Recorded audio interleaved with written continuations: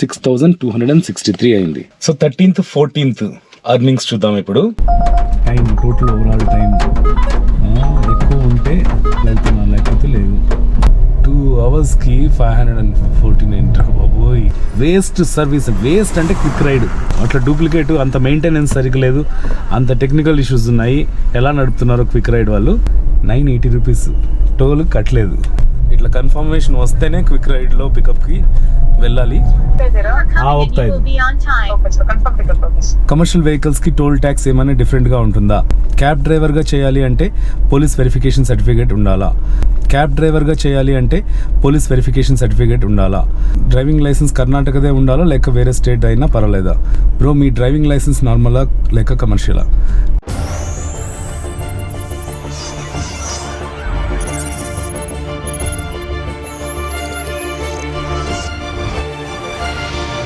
Welcome back to our channel. This is Chakri the venger rider. ఈరోజు November 13th, time వచ్చేసి 12:11 అవుతుంది. So ఒక coffee తీసుకొని కాఫీ తాగేసి రైడ్స్ అయితే స్టార్ట్ చేద్దాం. Ola, Uber, Namma Yatri, quick ride, Rapido, ఈ 5 యాప్స్లో మనం కార్ ట్యాక్సీ చేసి డబ్బులు అయితే అర్న్ చేద్దాం. మ్యాక్సిమం నేను వెళ్ళేది 24 అవర్స్. 24 అవర్స్లో రెస్ట్ తీసుకొని రైడ్స్ చేస్తూ మనం ఎన్ని కిలోమీటర్స్ తిరుగుతాం, ఎంత సంపాదిస్తాం, అన్ని విషయాలు చూపిస్తాను. అలాగే customer interactions, Bengaluru life, morning and night life కూడా చూపిస్తాను. వీడియోని పూర్తి వరకు చూడండి. నచ్చితే లైక్ చేయండి, సబ్స్క్రైబ్ చేసుకోవడం మర్చిపోద్దు. Thank you so much for support. Let's start the ride. Car interior కొంచెం క్లీన్ చేసుకున్నాను, డస్ట్ ఉంటే. అలాగే సాయినాథ్ బ్రో వచ్చేసి కొన్ని క్వశ్చన్స్, చాలా ఇంపార్టెంట్ క్వశ్చన్స్ అడిగారు.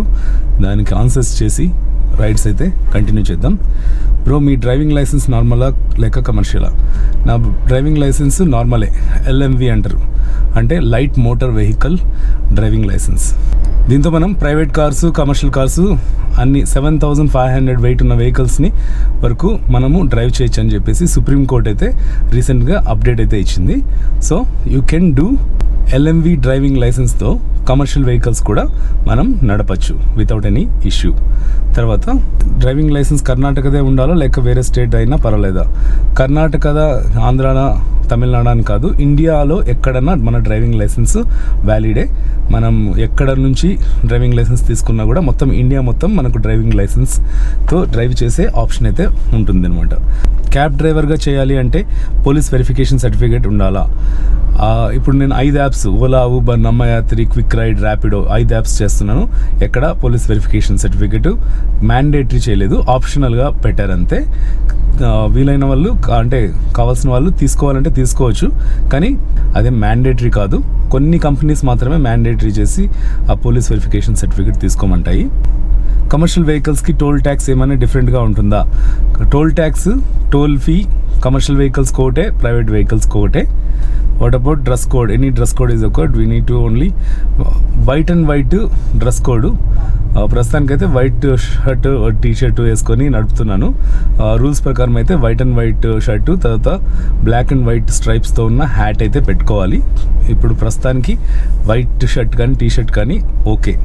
బిజీ ఏరియాస్లో కస్టమర్ని పికప్ చేసేటప్పుడు వాళ్ళు లేట్గా వస్తే ఎలా చేయాలి? సో బిజీ ఏరియాలో మనకు పార్కింగ్ స్పేస్ లేదు అనే టైంలో మనకు పార్కింగ్ ఉన్న చోట వెళ్ళి అక్కడ వెయిట్ చేసి కస్టమర్కి ఇన్ఫార్మ్ చేసి పక్కన రండి, అక్కడ పార్క్ చేసుకునేకి లేదు, మీరు లేట్ చేస్తున్నారు అని చెప్పి పక్కనకి వెళ్ళి మనం పార్క్ చేసుకొని వాళ్ళని అక్కడ రమ్మడమే బెస్ట్.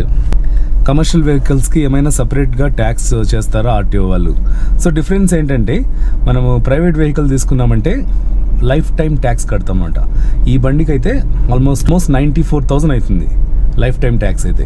నేను కమర్షియల్ పర్పస్గా ఎల్లో బోర్డు తీసుకున్నా కాబట్టి కమర్షియల్ ట్యాక్స్ అంటే రోడ్ ట్యాక్స్ మనం క్వార్టర్లీ కట్టాలి. క్వార్టర్లీ మనకు 4,020 రూపీస్ ఏమో వస్తుంది. అట్లా ప్రైవేట్కి కమర్షియల్కి డిఫరెన్స్ ఉంటుంది ట్యాక్స్ అనేది. సో మనము కమర్షియల్ వెహికల్స్ ఉన్న వాళ్ళందరూ క్వార్టర్లీ ట్యాక్స్ కడతారు, అంటే 3 మంత్స్కి ఒకసారి. నా బండికి 4,020 అవుతుంది. సో కొంతమంది క్యాబ్ డ్రైవర్స్ కొన్ని కంపెనీస్తో టైఅప్ అవుతాయి, అవి అలా చేస్తారు. అలా చేస్తే ఓన్లీ కంపెనీ రైడ్స్ మాత్రమే చేయాలా లేక అదర్ టైంలో రెగ్యులర్ రైడ్స్ కూడా చేసుకోవచ్చా? కంపెనీ ఎంత పే చేస్తుందంటే, ఇప్పుడు కంపెనీకి అటాచ్ చేయొచ్చు. నా కార్ని కంపెనీకి అటాచ్ చేసి వాళ్ళు ఇచ్చిన రైడ్స్ చేశారనుకోండి, నాకు పెట్రోల్ పోయి శాలరీ ఎంత మిగులుతుందంటే 35,000 కోసం 1 మంత్ అంతా ఒక కంపెనీ వాళ్ళు చెప్పినట్లే తిరగాలన్నమాట. ఎలా అటాచ్ చేసుకోవాలంటే చాలా సెంటర్స్ ఉన్నాయి, అటాచ్మెంట్ సెంటర్స్, కంపెనీస్తో టైఅప్ ఉన్నవాళ్ళు అవి పోయి కంపెనీకి అటాచ్ చేసుకొని ఆ శాలరీ 35,000 శాలరీకి వర్క్ చేయొచ్చు. అవి చేస్తూ మధ్యలో ఖాళీగా ఉన్నప్పుడు యాప్ బేస్డ్ అంటే Ola, Uber, Namma Yatri, quick ride, Rapido దీనిలో కూడా కొంతమంది చేసుకుంటున్నారు, డబ్బులు సంపాదించుకుంటున్నారు. నేను నా కార్ని కంపెనీకి ఎందుకు అటాచ్ చేయలేదంటే ఇప్పుడు మళ్ళీ ఇంకో కంపెనీలో వర్క్ చేస్తున్నట్టే, మనం ఓన్గా ఉండదన్నమాట. మనం ఓన్గా ఎప్పుడు పడితే అప్పుడు బండి తీసి సంపాదించుకునేకి ఆప్షన్ ఉండదు. కంపెనీ వాళ్ళు చెప్పిన దానికి మనము రెగ్యులేట్ అయ్యి వాళ్ళు చెప్పిందే చేయాలి. సో నేను దానికోసం కంపెనీకి అయితే అటాచ్ చేయలేదు, ఓన్గా ఈ యాప్స్లో అమౌంట్ అయితే ఎర్న్ చేసుకుంటున్నాను. రెగ్యులర్గా 24 అవర్స్ అంటే మినిమం 24 అవర్స్ బయట వెళ్తే దాంట్లో మినిమం 6 అవర్స్ 7 అవర్స్ పడుకుంటాను, రెస్ట్ తీసుకుంటాను. ఇవి జరుగుతూ మరి ఇంటికి వచ్చి 12 అవర్స్ ఇంట్లో టైం స్పెండ్ చేస్తాను. దాంట్లో 8 అవర్స్ స్లీపు, ఫ్యామిలీతో ఒక 4 అవర్స్ అలా చేసుకుంటూ నెలకు ఒక 20 డేస్ కంటిన్యూస్గా వర్క్ చేసేకైతే అవుతుంది. డైలీ 24 అవర్స్లో టార్గెట్ వచ్చేసి 5,000. సో ఈ మంత్ కొంచెం లేట్గా స్టార్ట్ చేశాను అనమాట. 5th అట్లా స్టార్ట్ చేశాను రైడ్స్, November 5th నుంచి. ఈ మంత్ కాకుండా నెక్స్ట్ మంత్ కంప్లీట్గా December 1st నుంచి 31st వరకు మనం ఎంత ఎర్న్ చేసాం, దాంట్లో ఎంత CNG పోయింది అనేది ఒక లాగ్ బుక్ మెయింటైన్ చేసి అప్డేట్ అయితే ఇస్తుంటాను. ఇప్పుడు ప్రస్తుతానికి ఆల్రెడీ ఈ మంత్ స్టార్ట్ అయిపోయింది కాబట్టి డైలీ ఎర్నింగ్స్ మనం 5,000 చేసామా లేదా, మధ్యలో ఎలాంటి రైడ్స్ వచ్చాయి, ఏం కథ అని మొత్తం అన్ని చూసుకుందాం. ఇప్పుడు ట్రిప్ A వచ్చేసి 0 చేస్తున్నాను. ఇది 24 అవర్స్లో మనం ఎన్ని కిలోమీటర్స్ తిరిగామనేది ట్రిప్ A. ట్రిప్ B వచ్చేసి 161 కిలోమీటర్స్ తిరిగింది.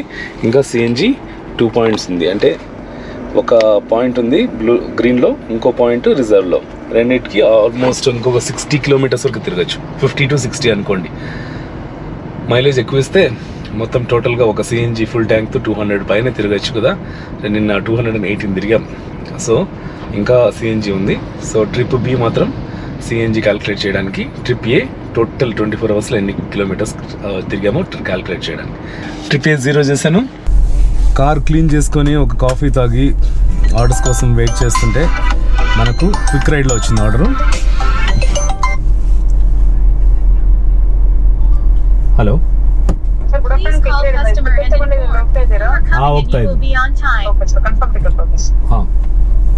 క్విక్ రైడ్లో మనకు ఎయిర్పోర్ట్ రైడ్ వచ్చింది.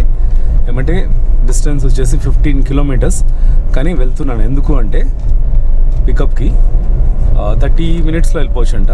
సో 30 మినిట్స్లో మనము రీచ్ అయిపోయి కస్టమర్ అయితే పికప్ చేసుకుందాం. ఈ రైడ్కి అయితే కస్టమర్ కాల్ చేశాడు, తర్వాత క్విక్ రైడ్ వాళ్ళు కాల్ చేసి కన్ఫర్మ్ రైడ్ వెళ్ళండి అని చెప్పారు అనమాట. ఇట్లా కన్ఫర్మేషన్ వస్తేనే క్విక్ రైడ్లో పికప్కి వెళ్ళాలి. కన్ఫర్మేషన్ రాకుంటే అది ఆర్డర్ క్యాన్సిల్ అవుతుంది. సో వెయిట్ చేయాలన్నమాట. అనవసరంగా CNG వేస్ట్ చేసుకొని వెళ్ళకూడదు. ఎయిర్పోర్ట్లో కస్టమర్ని అయితే డ్రాప్ చేశాను. సో టోటల్గా 65 కిలోమీటర్స్ తిరిగాము అనమాట ఎయిర్పోర్ట్ డ్రాప్ చేయడానికి. అంటే పికప్కి 15, డ్రాప్కి 50, మొత్తం 65 కిలోమీటర్స్ తిరిగితే మనకు అమౌంట్ ఎంత వచ్చిందంటే టోటల్గా 980 రూపీస్. టోల్ కట్టలేదు, ఎందుకంటే సర్జాపూర్ నుంచి వచ్చాం కదా, టోల్ లేని రూట్లో వచ్చామంట. కస్టమర్కి చెప్పాను ఈ రూట్లో కూడా వెళ్ళొచ్చు అని చెప్పి, నో ప్రాబ్లం అని చెప్పారు. సో ఆ టోల్ ఛార్జెస్ అయితే సేవ్ చేసుకున్నాను. టోటల్గా 980 రూపీస్ ఇప్పుడు. కానీ టైము 3:30 అవుతుంది. 1కి స్టార్ట్ చేస్తే 3:30 అంటే 2.5 అవర్స్ అవుతుంది. 2.5 అవర్స్కి 900 వచ్చింది. సరే పర్వాలేదు, 980 రూపీస్. అప్పుడప్పుడే రైడ్స్ రావేమో అనుకొని వచ్చి నీట్గా ఆరాంగా ఇక్కడ పార్క్ చేసుకున్నాను బేగు డ్రైవ్ దగ్గర. కానీ క్విక్ రైడ్లో ఇంకొక రైడ్ వచ్చేసింది అనమాట. ఒక 20 మినిట్స్ పోయి భోంచేద్దాము అనుకున్నా. కరెక్ట్గా హోటల్ దగ్గర పోతున్నాను, వచ్చింది వెంటనే కస్టమర్ కాల్ చేశారు. తర్వాత క్విక్ రైడ్ సపోర్ట్ వాళ్ళు కూడా కాల్ చేశారు. 10 మినిట్స్లో వస్తానని చెప్పాను. So back to Bengaluru. బాగా మండిచ్చినారు అనమాట క్విక్ రైడ్ వాళ్ళు. 2 ఆర్డర్స్ ఇచ్చారు. ఇక్కడ చూడండి, 2 సేమ్. పైన 100 రూపీస్ మైనస్ చేశాడు. కాల్ చేస్తే ఏమంటాడు, అది రిమూవ్ చేసేకి అవ్వట్లేదు మాకు ఆర్డర్స్, ఆర్డర్ క్యాన్సిల్, నువ్వే క్యాన్సిల్ చేసుకొని పో అంటాడు. నేను ఇంకా క్యాన్సిల్ చేయలే, నెక్స్ట్ ఐడీస్ అని 2 ఉన్నాయి, 2 సేమ్ డూప్లికేట్. క్యాన్సిల్ చేస్తే నాకు ఇంకా 50 రూపాయలు ఎక్స్ట్రా పడుతుంది. ఇంకా నేను క్యాన్సిల్ చేయలేదు, ఏం చేయలేదు, అయినా కూడా -100 అంట. కాల్ చేస్తుంటే ఒక్కడు సపోర్ట్ లేదు. వేస్ట్ సర్వీస్, వేస్ట్ అంటే క్విక్ రైడ్. ఓలాకి ఊబర్కి డబ్బులు ప్లాట్ఫామ్ ఫీనో హబ్ ఫీనో ఇచ్చి పోవడం బెస్ట్, కానీ క్విక్ రైడ్ తీరా నువ్వు పికప్ పాయింట్కి వచ్చిన తర్వాత క్యాన్సిల్ అవుతుంది ఆర్డర్. అదేం విచిత్రము. అట్లా డూప్లికేట్, అంత మెయింటెనెన్స్ సరిగ్గా లేదు, అంత టెక్నికల్ ఇష్యూస్ ఉన్నాయి. ఎలా నడుపుతున్నారో క్విక్ రైడ్ వాళ్ళు. నేను కంప్లైంట్ మాత్రం ఇస్తాను, ఈమెయిల్ రాస్తాను, చూద్దాం. నెక్స్ట్ ఓలా కూడా వచ్చేసింది, ఓలా ప్రైమ్ ప్లస్ బుకింగ్ వచ్చేసింది. సో ఓలా పికప్ పాయింట్ దగ్గరికి వచ్చేసాను.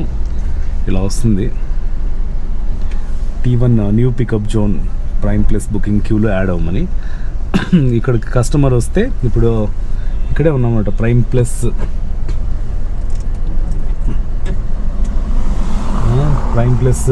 దగ్గరకు వచ్చేసి వెయిట్ చేస్తున్నా. సో కస్టమర్ వచ్చి ఇక్కడ ఓటీపీ చెప్తే,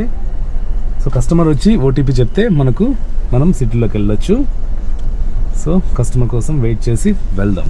ఎయిర్పోర్ట్ నుంచి అయితే కాడుబ్బీస్మెల్లికి వచ్చాను. కాడుబ్బీస్మెల్లికి ఎయిర్పోర్ట్ తిరిగి వచ్చేటప్పుడు ఓలాలో మనకు వచ్చింది ఎంత అంటే 512 రూపీస్. ఎంతసేపు, 2 అవర్స్ జర్నీ.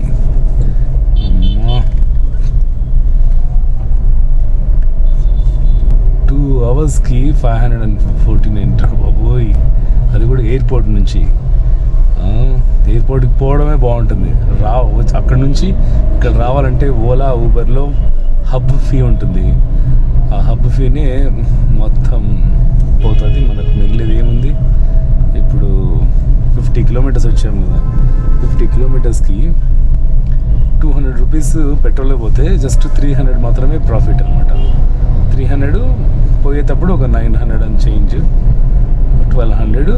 ఎన్ని గంటలు? పొద్దున మధ్యాహ్నం 1 గంటకు స్టార్ట్ చేస్తే ఇప్పుడు 7:20 అవుతుంది. 7 o'clock డ్రాప్ చేశానులేండి. 6 అవర్స్లో ఆ 900లో కూడా ఎంత పెట్రోల్ తీసేసేయాలి? ఆల్మోస్ట్ 300 పెట్రోల్ తీసేస్తే 600 + 300 900 ప్రాఫిట్ 6 అవర్స్కి. ఎయిర్పోర్టు మార్నింగ్ టైం పోతే ఇలా ఉంటుందన్నమాట. మార్నింగ్ 11:30 అయింది.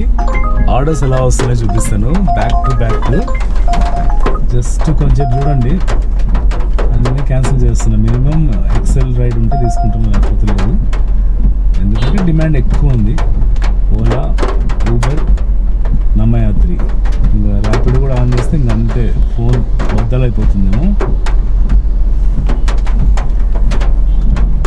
Let's wait.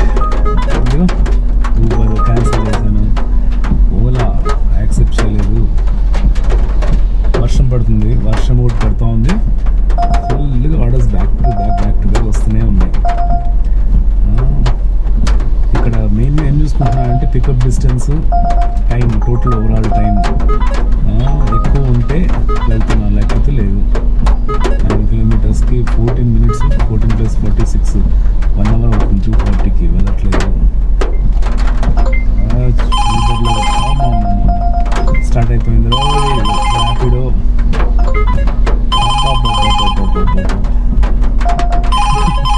ఇన్ని యాప్స్ ఉంటే పీక్ టైంలో ఇలా ఉంటుంది అనమాట. Customer add 20 rupees skip. దేంట్లో యాక్సెప్ట్ చేయాలి, ఏది యాక్సెప్ట్ చేయాలి అని కన్ఫ్యూజన్ కదా. నాకేం కన్ఫ్యూజన్ లేదు. నేనేం చేస్తున్నానంటే waiting for a bigger order. 500 కన్నా ఎక్కువ ఉంటే చూద్దామని వెయిట్ చేస్తున్నా. సో 500 రూపీస్ కన్నా ఎక్కువ ఉంటే ఆర్డర్ చేద్దామని వెయిట్ చేస్తున్నా. చిన్న ఆర్డర్స్ వస్తూనే ఉన్నాయి, back to back. So 13th 14th earnings చూద్దాం. ఇప్పుడు 13th స్టార్ట్ చేసి 14th 24 hours earnings. First quick రైడ్లో 2 రైడ్స్ చేశాను. మై ట్రిప్స్లో చూసుకోవచ్చు. 14th 8:30 AM-కి 771 plus 762. 13th చేయలేదు. సో 14th మాత్రమే 2 రైడ్స్ చేశాను. కంప్లీటెడ్ 771 762. తర్వాత ఓలాలో 13th వచ్చేసి 1081, 14th 501. నమ్మయాత్రిలో ఏం చేయలేదు. తర్వాత ఊబర్లో చేశాను. 13th November 333, 14th November 2815. మొత్తం అన్ని కలిపితే ఇంత 2815, 333, 501, 1081 ప్లస్ 771, 762 మొత్తం కలిపితే 6263 అయింది. దీంట్లో పెట్రోల్ ఎంత తిరిగామంటే 418 × 4 1672. So 6263 minus 1672. టోటల్ ఎర్నింగ్స్ వచ్చేసి 4591 రూపీస్. ఈరోజు ఒక 500 అంటే 400 రూపీస్ తగ్గింది. వీక్ డే కదా, వీక్ డేలో కొంచెం తగ్గుతూ ఉంటుంది, కానీ మన టార్గెట్ 5000. సో ఈరోజు 15th. నెక్స్ట్ వీడియోలో మీకు 15th 16th cab taxi earnings experiences మీతో షేర్ చేసుకుంటాను. వీడియో నచ్చితే లైక్ చేయండి, సబ్స్క్రైబ్ చేసుకోవడం మర్చిపోద్దు. See in the next vlog.